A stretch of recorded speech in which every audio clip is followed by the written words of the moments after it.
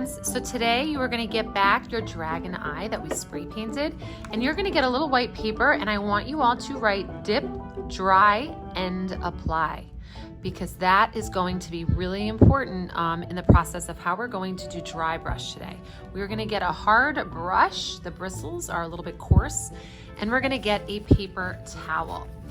Now you are going to use, and you're going to have to wait until I give you the colors that you chose the last time when we made those groups of analogous colors. So my colors that I have to make today are going to be blue violet and blue green. So I have those three colors plus white because I can make them lighter. We just need the tiniest bit of paint, and I'm going to start by mixing up, and we're not going to need water because we're not going to be using that much paint. So you make your color the tiniest bit, you get all the bristles covered, and then you dry it. So you wipe most of it off, but you still could see it on there.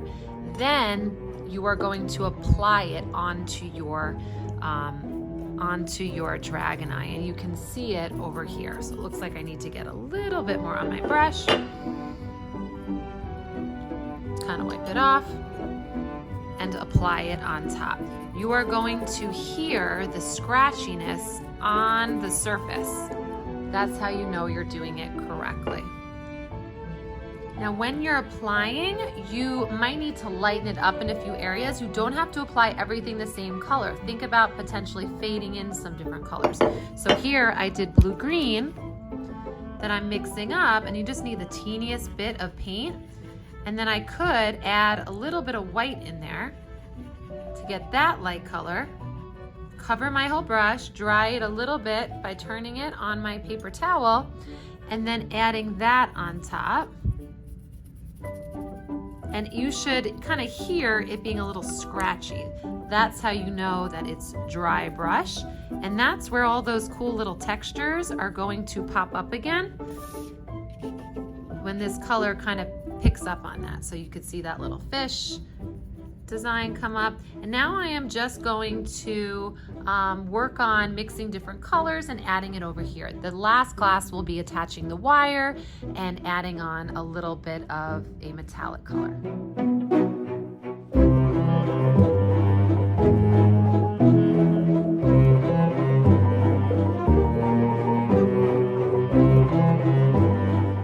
I did apply just purple some places and just blue some places, but that's because I already had that other color underneath.